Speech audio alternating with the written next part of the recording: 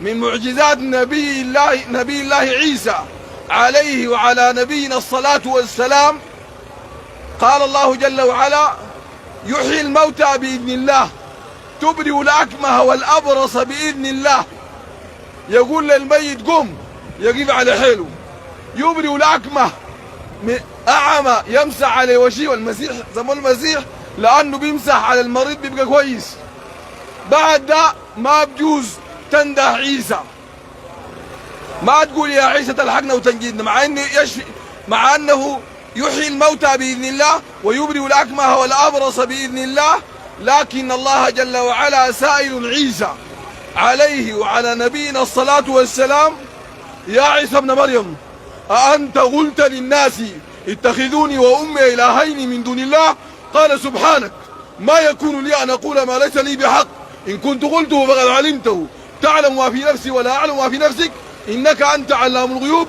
ما قلت لهم إلا ما أمرتني به، أن اعبدوا الله ربي وربكم، وكنت عليهم شهيدا ما دمت فيهم، فلما توفيتني كنت أنت الرقيب عليهم، وأنت على كل شيء شهيد. إن تعذبهم فإنهم عبادك، وإن تغفر لهم فإنك أنت العزيز الحكيم. أي الله جل وعلا سائل عيسى، وعيسى يتبرأ أن يقول للناس: إن كنت في هم وغم فنادني آتيك بسرعة. ما قلت لهم إلا ما أمرتني به. ما الذي أمره الله به؟ أن يعبدوا الله، نادوا الله، استعينوا بالله. التوحيد عزة يا إخوان، التوحيد عزة يا عباد الله، التوحيد رفعة. نعم، الشرك ذل، الشرك ذل وخضوع لغير الله. لماذا تعبد العبد؟ نريد لك أن تعتز بربك، أن لا تخضع ولا تركع ولا تخاف ولا ترجو إلى الله، أن تستعين به، أن يكون هو مفزعك، أن يكون هو ملجأك. ماذا نريد منك؟ قلنا لك: اترك الموتى وتوكل على الحي الذي لا يموت. قلنا لك: اترك الفقراء واستعن بالغني. يا أيها الناس أنتم الفقراء إلى الله، والله هو الغني الحميد. هذا دين الله. فك الفقراء، فك الأغنياء، أمسك في الغني.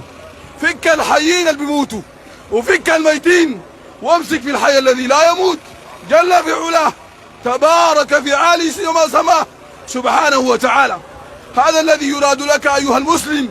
يراد عزك، ويراد رفعتك، ويراد شرفك، ويراد لك ألا تخلد في النار وإن كانت لك ذنوب. نعم، الشرك يوجب الخلود في النار. الشرك بالله جل وعلا يوجب الخلود في النار. قال الله جل وعلا: وقال المسيح يا بني إسرائيل اعبدوا الله ربي وربكم، اعبدوا الله ربي وربكم، إنه من يشرك بالله فقد حرم الله عليه الجنة ومأواه النار وما للظالمين من أنصار. مصائب ثلاثة: البنادي غير الله، البنادي الفقراء، البنادي الميتين. مصائب ثلاثة. جنة ما في له، خالد في النار، شفاعة ما بتنفعه، شفاعة ما بتنفعه، شفاعة ما بتنفعه.